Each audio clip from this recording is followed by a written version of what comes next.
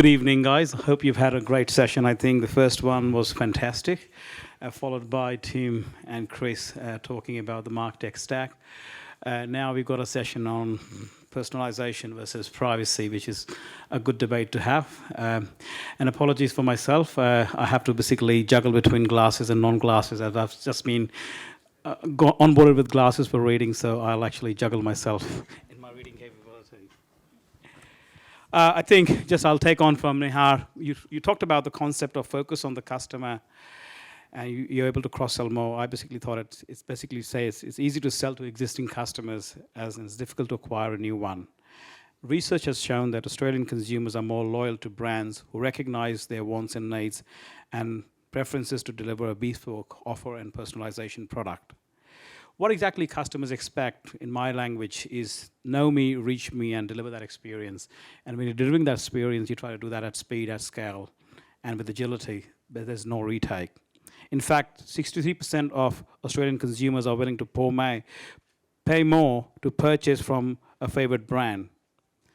The second part of when you're looking at personalization is more around privacy, which is defining the boundaries. So what I call is from personalized experiences to happen, brands need to really analyze and act on a lot of customer data that they've got at their slaves. I call that actually reactions to interactions. But the consumers are actually comfortable sharing that data, but they ask the question to the brand, what's for me, the brand? And that's what we're going to basically talk today. So we've got a very good panel here. Sarah Miles from Australian Broadcasting Operations. She's the Senior Privacy Officer. We've got Guillaume from Head of Marketing at Mable. We've got Richard, who's the GM ANZ for InfoSum. And we've got Nick, the Chief Digital Officer at Prezzee. Really having a great conversation around the paradox of privacy and personalization. So with your permission, we should kick off. Guillaume, you're on the firing line. What's your recommendations for brand to ensure that personalization efforts are relevant and valuable to the customers rather than being intrusive? I don't have a mic, so. So Mable, for those of you who don't know what it is, it's an online platform that connects people with disability or older Australians with support workers. So we deal with a lot of very sensitive data, but we also need this data to be able to have a product that runs and delivers. It's a bit like a Uber of disability and aged care sector. So you need this data to really match. You need those algorithms to happen, and you need really to be, across the signals you get all the time. So personalization is very essential for us. We have so many different customer segments. If you think of people with disability, very different situations, scenarios. Same with support workers, very, very different scenarios as well. You've got aged care support workers or nurses. So how do we actually identify all the signals and understand what those customers need? It's very important for us. And obviously, the right message at the right time with the right channel is very important. But it's not just about the messaging, it's also about the full customer experience for us and the product. So for instance, we are on platform on the web, and on the app as well. A bit like PetCycle is launching an app soon, we have both. And our customer segments use those products very differently. Support workers enjoy using the app because they're on the go, they can respond to jobs, message their clients.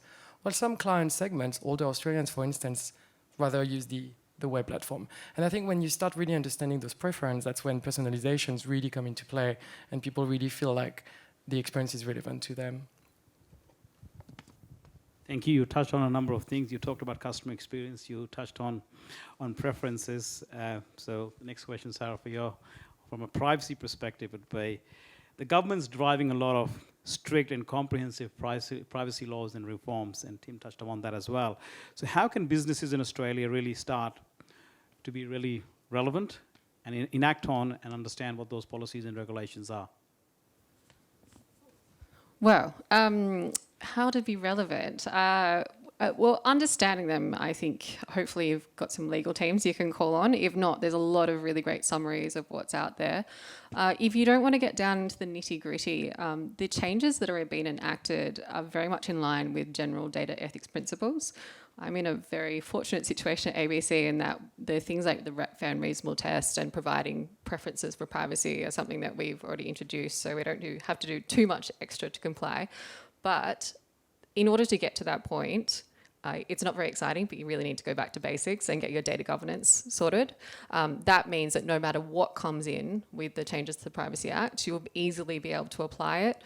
One thing we're doing in that area is around data classification. So the definition of personal information in the current Act, and even more so in the proposed changes, is really broad, and it's not that useful in terms of understanding privacy risk. So we're breaking that down so that we can better manage that. So it's largely about data management, but then on the flip side, you really need to understand what your audience expects and how you can communicate that benefit versus the exchange. Wonderful. I'll just dig a bit more on that. So you've talked in general. So you talked about legal teams. You've talked about data ethics. You've talked about governance. You've talked about data classification. And just drilling it back to your own organization for the benefit of the audiences, if they had to go back and implement those, what exactly are the key things that you're implementing at your organizations that people can take back? So particularly around personalization, there's two sides to this. There's having the great customer data, but it's also having great metadata about your products. So we have huge volumes of content. If we don't have both sides of that, we can't create that great personalization. The other thing is around your communications with them. So the basics would be to simplify your privacy policy and FAQs and things, but we don't want people to have to dig into that. So we want it part of the user journey that they understand the benefit they're getting for that exchange. Thank you. That was good. So you just, again, talked about personalization. So, Guillaume, a question for you, just maintaining the balancing act of personalization and having that flavor.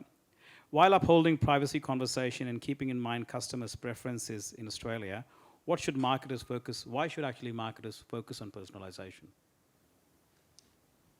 Thank you. Well, I think it's essential. Like 71%, I think it was a McKinsey research piece I read the other day, 71% of customers expect brands to actually offer a personalized experience to them. And you see that, even alcohol brands are, doing personalized bottles that you can offer for, your loved ones. So everyone really enjoys personalization. So it's very important. I think for us, what's very important and the way you can actually really be clear and within the lines of data privacy and protection is also to be very transparent with the customers and explain why you need some pieces of data. So something, for instance, at Mable, as a support worker, you need to go through a 19-step process to be approved on our platform. So you can imagine the drop-off between sign up to being approved on our platform. We need to do that because it's a very sensitive environment. But you really need to drive this, those benefits to those support workers as they go through the funnel. And it's just being as transparent as if you put a profile photo, and I'm sure some of you do that in your businesses, but by putting a profile photo and providing us with a photo for your profile, you have more chances to find your first clients on Mable. So really explaining those benefits, I think, is very important as we go through personalization as well and getting more data from our customers. Thank you. I like that. So you talked about, people enjoy personalization. You back that with the McKinsey data, and you say really for consumers to act on that is more around the benefits. So if organizations can really focus on what's the benefit of the data that's been collected and how it's going to be used, I think customers are more likely to pass that information back. Could I add something on that? A lot of marketers really overstate the benefits sometimes. So maybe question some of your assertions. I think it's very important because that's, the value, the question that was in the first panel. If you can tie that back to the value, I think people are more than happy to relinquish control and pass that information back to you so long as you can demonstrate what the value is. Okay, so let's shift a bit of gears in terms of, we've talked about privacy, we've talked about personalization. And one thing that comes with personalization and privacy is more around the PR nightmares that we've got. We've heard a lot about data breaches in the past. Was that about a year ago? We had Optus, then we had Medibank, and very recently we had Latitude in the mix of data breaches. And sometimes data breaches are managed through an external factor, which you don't really have control or you cannot have influence on. And then there's times when you have data breaches because of an internal issue which you have actually control of and you have influence over. And whenever you have a data breach, what happens is that I come from a banking background, so it's either a customer impact or financial impact or reputational impact or regulatory impact that you need to manage. So back again, Sarah, to you, from a privacy perspective. Most functions really take a hit when a data breach happens, especially the customer facing functions like sales and marketing. So what should marketers do or marketing teams do to prepare for those crisis moments? And what should the data breach plan look like? Okay, so most data breach plans are fairly standard, but in terms of the marketers, what you need to be doing is having a very good awareness of what personal information is, because that's when, if it's exposed, it's going to be a data breach, and also what to do immediately. So there needs to be a really easy way for you to report that to people who can give you help, so your privacy team, cybersecurity, and the entire purpose of this is to mitigate harm to the individuals. If you can respond quickly, it can also help you on a compliance side of things, because you can prevent it becoming a data breach that can cause serious harm, and then you might need to go further. It's not so much the plan itself that's important, it's having it well-oiled and practiced. So practice it on a dry run when there's not that pressure to make very important decisions, like do we tell our audience or customers or do we not? Also having a way to augment. So you were saying that the customer-facing people, they get a hit in this situation. Just like your cybersecurity teams would have a way to augment their services in this situation, you should also have a plan for that. I find often there's only one or two people in customer support roles that understand privacy well. So either you have to have a way of expanding that in this situation, or have an external service that you can call on. Thank you. So you've talked about a well-oiled plan, which is great. So that basically puts a question for Nick. Now, we've talked about privacy, we understand that. So which company, apart from your own company, globally, you can think of any company that you think is doing actually a good job, actually stands out in providing the innovations for tech to protect against sophisticated attacks of data breaches? So any company you can think of that's really doing a good job maintaining those data breaches? Yeah, it's interesting we touch on topics like data and privacy, and we tend to forget the component of security in those cases. And the breaches, if you go down to the basics of the details, is many of the fundamentals were missing and they were not in place or forgotten. Lack of investments or continuous focus on those. What's interesting is, and you hear it from a lot of people earlier in the panels too, and everyone prides themselves to be an expert in a particular field. It's easy to be an expert when you have the hindsight. The challenge is that we're all trying to be experts on a daily basis with foresight. And that's probably the hardest thing to do on a daily basis. And just try it. All of us are trying daily. So the challenge is, when you talk about security and privacy, nobody's really immune. So I can't really think of a company that's doing this extremely well, because even those that are doing it well, they're struggling. They're struggling on a daily basis. They're challenged. They're attacked continuously. And the interesting part about those that are doing it well is you don't hear anything about them in the news. As it relates to data breaches and data privacy, if you're not talked about, then you're probably good enough. If your name is in the news, then you're probably for a bad reason in the news. That's the world that we live in today, and you kind of gave an example. It reminds me of something, and for those of you who are students of history, in 2012, recently I've been reading a lot of history just to see what happens in time. Robert Miller, at that point, director of BAI, now former director of BAI, he coined a little phrase that there's only two types of companies in the world at any point of time: those that have been hacked and those that will be hacked. So the question is, which one are you? Because you are in one of those two categories, you may not even know it. So if you don't focus on it, challenges happen. And the question is, are you going to react and then it's a PR nightmare? Or would you try to be a little more proactive and reduce the PR nightmare? I think you really put a good point. Are you a company that's been hacked or will be hacked? And yeah. I guess, it's I didn't say it. Robert Miller did. You didn't say that. He's absolutely correct. I think, and that's the tyranny of the whole situation is just that the companies that actually get hacked actually get exposed, and it's more around how open are we and transparent are we from a leadership perspective when we talk about this in an open forum and say, hey, we actually had an issue. And the important thing, as to Sarah, to your point, is that how well lubricated and augmented your capabilities are to really talk about, hey, we had an issue, but what are we really doing about to ensure it doesn't happen again? Because you don't want to have the same issue happening again.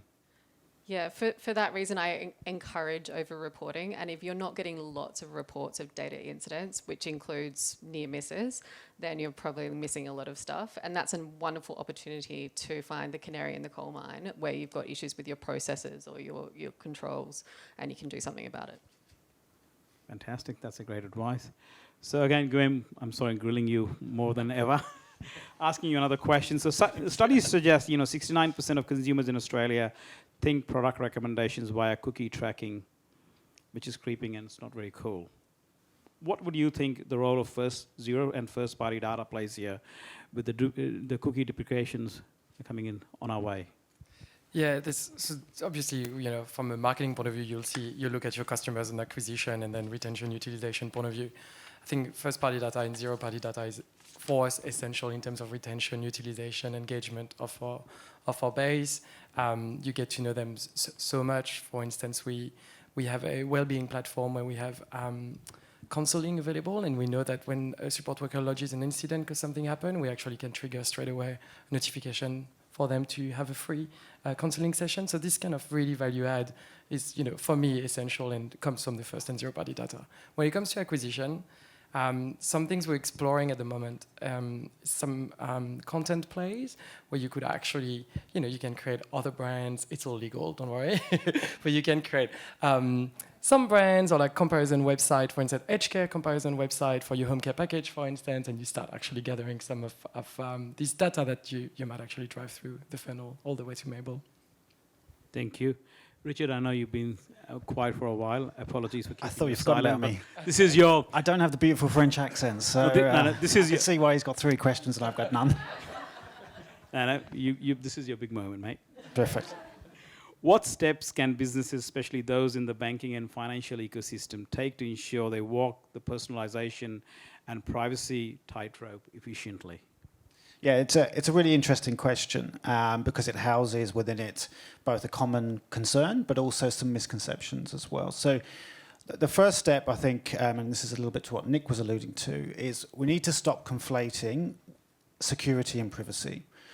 They're not the same thing. Obviously, there's a big Venn diagram overlap in certain areas, but they're essentially not the same thing. It's a bit of a rough rule of thumb, but in general, you can think about it a little bit like this. Security is how you do something, and privacy is what you're doing. Now, that can be broken up on certain examples, but it's certainly a decent place to start with. So that's the first thing. A real practical example, actually, of that would be almost every day I'll get told by somebody in a privacy conversation, oh, we hash our emails. It's like, that's really great, but hashing emails does something for security, but it does nothing for privacy. Hashed emails or hashed PII are still PII under privacy legislation.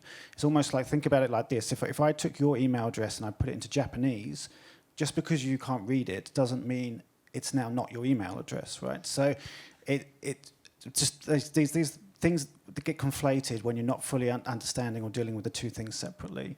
The second step I would think about, and Tim touched on this, is your InfoSec teams and your privacy teams or your privacy consultants.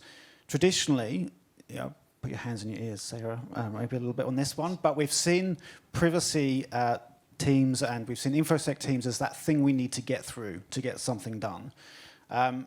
Unfortunately, or fortunately, that's not now the case anymore because we now know with data breaches, the fine could be 30% of your annual turnover. And we know with privacy legislation, there could potentially be uncapped class action lawsuits against you. So to do the calculations and quantify that, that's basically the end of your career. So we don't want to be messing around with this anymore. InfoSec and privacy teams are now your friend. And then the third area is I would just try and think about it a little differently. It's not just a challenge to solve, it's an opportunity to harness.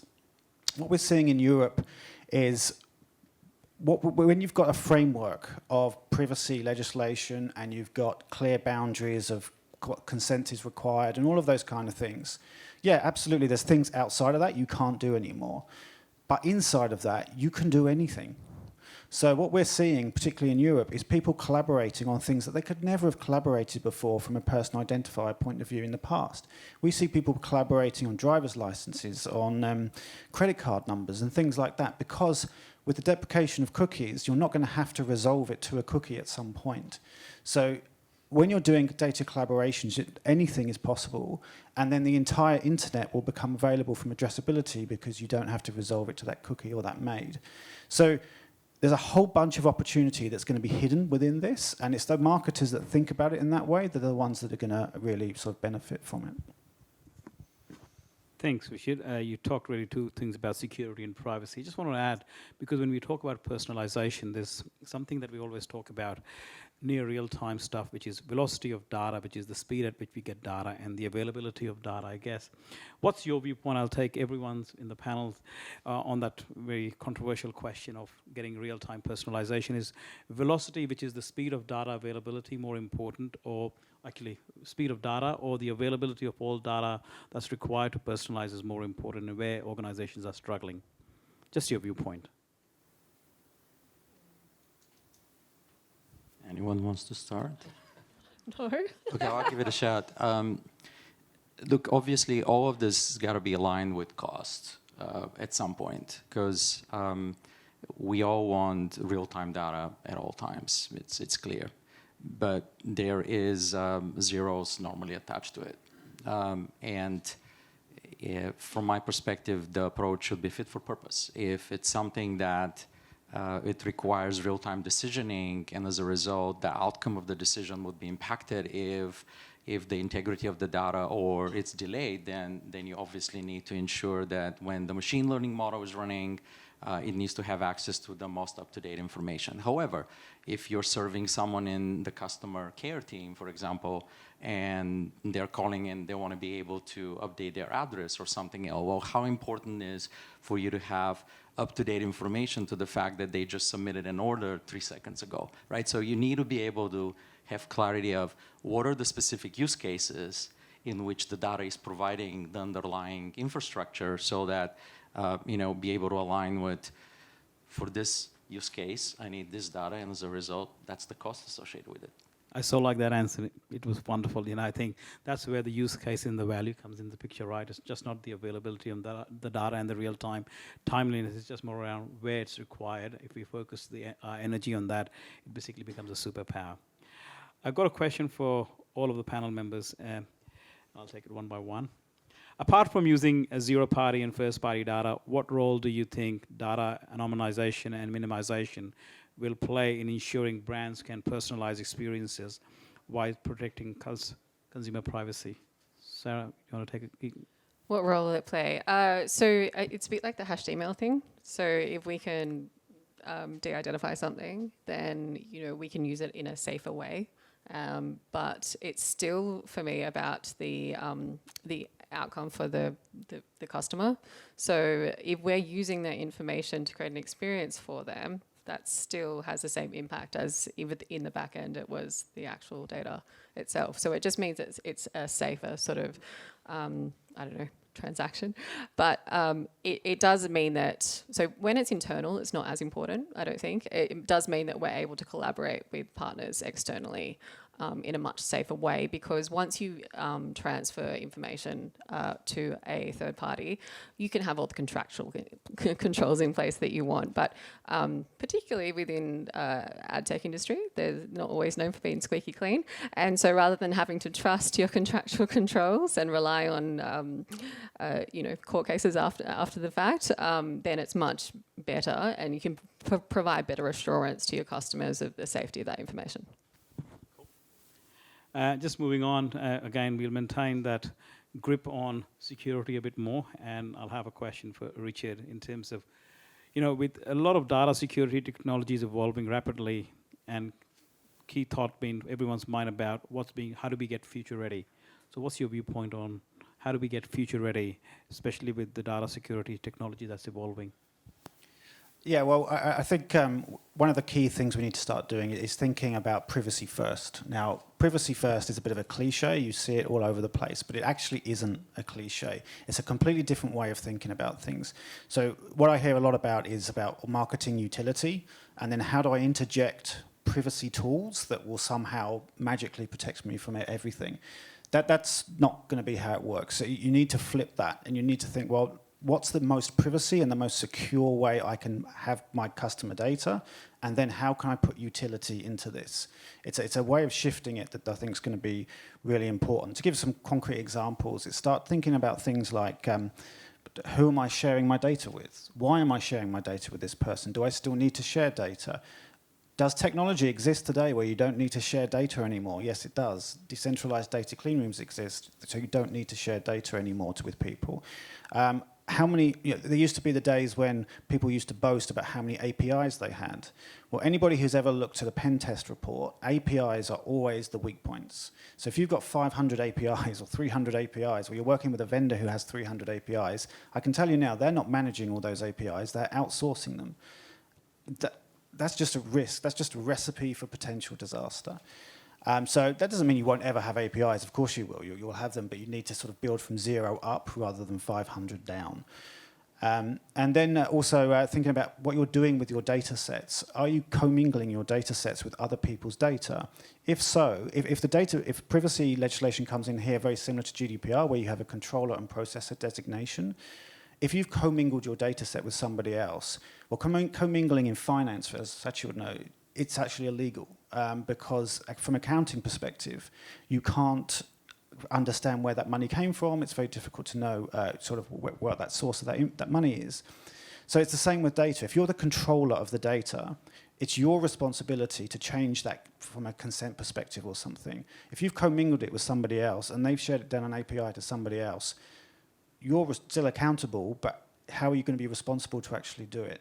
So that doesn't mean never commingle data, but it just means start thinking about these things. Why are you using APIs? Why are you doing commingling and things like that, and start thinking from that perspective. I would start there. And then, yeah, I have to say it, data clean rooms need to start being tested and being played with. They do look like they are going to be a key part of the solution in the future. Not going to be a silver bullet or anything, but they are going to be a key part. And they're all different.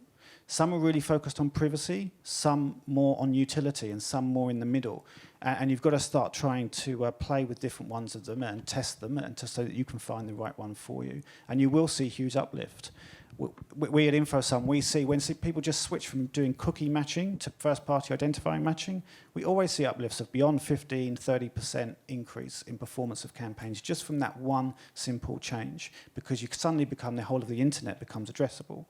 So there's just lots of things to test, and I'm sorry, I'll leave it there. But yeah, that's essentially what I would say. No, I think you did a great job in explaining that. I'll summarize that. You actually started with privacy first, and you finished off with data clean rooms. So that basically summarizes that from an organizational perspective. And that basically poses the next question for you, Nick. What are the most important steps or the next steps that the audiences could take to be future ready and tackle future cybercrime? So Richard talked about more from an organizational perspective, and what's your viewpoint from a consumer perspective, what they can do to basically be future ready? No, thank you for that one. If you allow me, I'll bring a little controversy here into the conversation, because we tend to talk about the same things all the time. It's interesting that it depends really where you are in your journey, first of all. But there was a British mathematician, many of you remember, is Clive Humby. In 2006, he coined a little term that changed the life of many of us in the room here. He said, data is the new oil. Many of you remember that. And so many organizations, we heard some of them speak earlier today, started building large data lakes and started collecting everything that they can think of with the assumption that, why do we need it? Well, we don't know, but let's store it. Let's keep it. Well, guess what? It's the sandbox for the fraudsters to show up and the attackers to come, because that's what they're after, really. They don't want to see your name in the news. They really want your data at the end of the day. So may I suggest that if Clive Humby was in this panel today, a little controversy, he might say actually something different based on everything's happened over the last 15, 17 years. And I will attempt to coin a little bit of a new phrase today, which is data is the new uranium. Why is that? Well, yes, you can find a way to monetize it if you really focus on it. However, it's really challenging to store. It's really hard to dispose of. You should be very careful when you concentrate it. And it's highly regulated. And it sometimes blows up. And when it blows up, it's really, really bad. You know, your career, your company, all kinds of other things disappear. So depends on how you see it. I see it as the new uranium. So if you talk about the next steps, first and foremost, really need to grasp what is the first-party data that you store and why. If you don't need to store it, may I suggest that you shouldn't store it. And we're talking about the core wallet data elements, the 5. Now we know what they are. The name, address, phone number, email address, date of birth. I have them imprinted in my brain everywhere I go, and I ask myself, why do I need it? If I don't need it, I don't store it. Second, if I do need to store it, where is it at all times? And if it travels anywhere within the organization or outside of the organization, how does it travel? Does it travel protected or does it travel unprotected? So those for me are the next steps. Know your data really well. What kind of data are you capturing? What kind of data are you generating? Where are you storing it? And then how does it travel? Thank you. That was really some words of wisdom. And I like the fact that a new analogy and a phrase has been coined today, which is data is the uranium. And while you were talking, I was busy scribbling how do I actually summarize that. So that was, if I made a mistake, it's hard to dispose, you can't concentrate, you can't regulate, and it actually boils up. And when it actually boils up, it's actually bad. So that's the key, guys. Don't let it boil. Just changing, Richard, coming back to you. In terms of when you're discussing customer strategies or communication strategies from your experiences, what are some of the ways in which brands can move actually towards a privacy-first marketing position, which still focuses on providing a personalized experience? Well, I think I just answered that one in the previous question. But yeah, it's just, as I said, just the essential ability to start thinking about things from privacy-first perspective rather than just what utility that I can I need, but add the utility later, not first. Thank you. Dana actually initially in his previous conversation talked about if you can't manage, you can't measure, which I call it basically from a marketing measurement perspective is validation of the concept. So give me to your question. A question to you is that what should brand track to measure the success of their personalization effort? What do you think are the key metrics for measuring personalization? Yeah, well, I guess obviously engagement will be a big one. I know it's a bit top line, but that's definitely what you would track into when you send personalized comm or personalized customer journey. Ultimately, driving that to retention as well and churn prevention as well, I think is something very big for us. And utilization as well, obviously. For instance, being if a support worker is on Mable, he's got a client or she, and they got a second client, suddenly we can actually transfer them to a journey where they're going to have a group chat with those different clients. So it's really mixing, for me, the communications part with the product part, which really drive this engagement and this churn prevention and retention for your customers. Thank you. I think there were some great insights in there talking about engagement, journey optimization, and utilization. As we come to the last leg of this fireside chat and a panel discussion, Sarah, a question for you, and I'll reach out to the other panel in terms of what are some examples of consumer businesses in Australia that have successfully balanced personalization and privacy in their marketing strategy? Oh, ABC, obviously.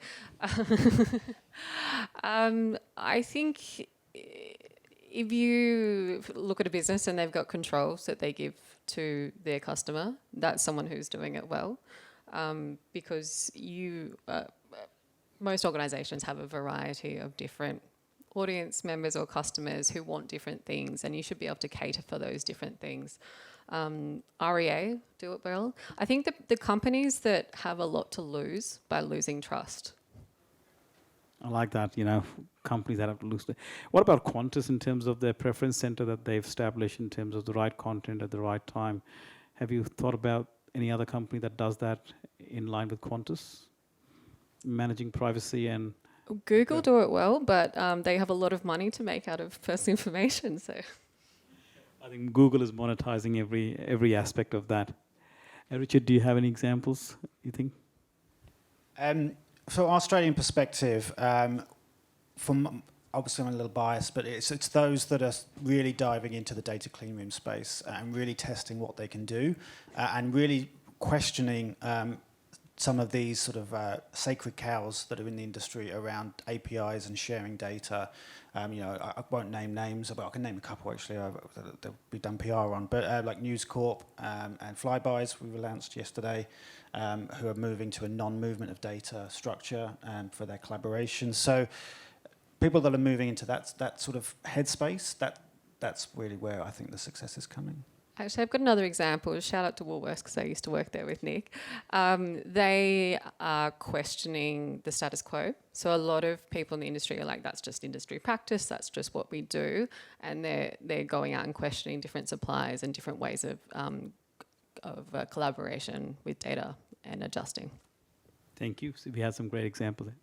Yeah, and another thing is to look at companies who, for one reason or another, their business model took them overseas, primarily in jurisdictions where GDPR compliance is a requirement. And because we all know, and Sarah is quite aware of that, the CDR 2.0 in its current revision is not up to the level where GDPR is. But when you talk about the rights of the forgotten and some other fairly heavy-duty rights that the consumer has in jurisdictions like the United Kingdom or some other places, if an Australian company has to do that, then the level of personalization and the ability for the customer to say, no, I don't want those marketing messages, please don't send them to me. And if you do, even one time, the implications are quite significant. So that in itself forces the company not just to create those capabilities as they do business in Europe, but to also uplift their own collective capabilities, and as a result, they become better as an organization. That's a very good segue for my last question, Nick, and that my last question is just on that, what role do emerging technologies have, such as artificial intelligence and machine learning, or like play a balancing between personalization and privacy for consumer businesses? Oh, me again. Someone else wouldn't take it. I missed it, sorry. I'll ask you. Machine learning, yep. You can take it first, and Sarah can talk and double it up. Look, I think I do realize that it's hard not to talk about AI and ML in the times that we live in, where probably most of us, when we get home or throughout the day, used Perplexity or ChatGPT at least a couple of times today for something in our lives. I do get that.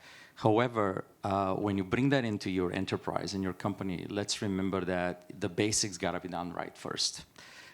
You need to know, what exactly you have and where it is and how do you use it.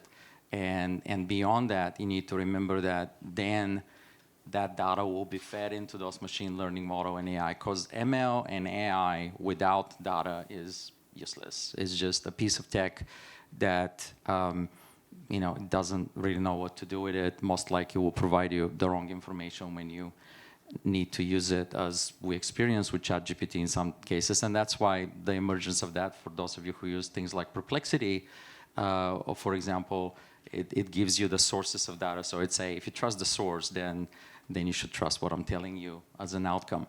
So you need to ensure the integrity of the data first, and then the machine learning and AI will do that. If you take it to the next level of privacy and security, inevitably, and I'm not trying to be a predictor of the future, I've been trying this for the last 30 years and I failed quite miserably, so not anymore, let's try to build it together. But inevitably, the bad guys will start using those same powerful tools, and you will need to inevitably to protect yourself to adopt those tools. Because if you try to protect yourself against a single human being or a bot, You can do it with anti-bot or humans. However, when the bad guys deploy machine learning model and AI, humans are useless. You have to adopt the same capabilities that the bad guys have in order for you to protect yourself. Thank you. Sarah? I've been doing so much work on this lately, and I used to always say you can't run before you can crawl, and so you need to understand how to do basic data ethics first. But unfortunately, the time is upon us, and so we need to learn how to run pretty fast. But the first step in that is understanding, raising the awareness of the limitations of these tools in your organization, because that will take you 50% of the way. At the moment, there's so much AI being used around ABC, but we want to make sure people understand the limitations, that they've got somewhere to go to for assistance, and that there's guardrails there. Yeah, it's a work in progress. That's good. So I just want to finish off with a controversial question that way. How much of AI is really that's been talked about, and how much is relevant for organizations?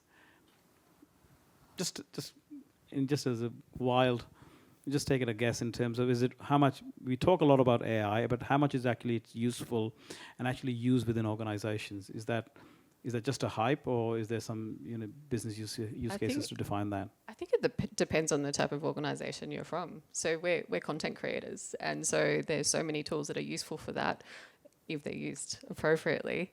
There's lots of basic tasks that this can take away from people's time so they can do more interesting work. Obviously, there's ethics around that. So I think very useful at the moment. Richard, you had a point of view? I was just going to say, as Hazar, who I work with, knows, I'm a big skeptic on this stuff. I think there's a lot of anthropomorphization going on here, a bit of Budgie in a cage looking at a mirror, seeing something that's not there. So, I would say right now, just don't get involved. It's, is it Samsung, the guy that put all the product information onto ChatGPT and just spread it around the world? It's like, I wouldn't get anywhere near it. Thanks, Matt. Thank you, folks. It was really a great discussion around privacy and personalization.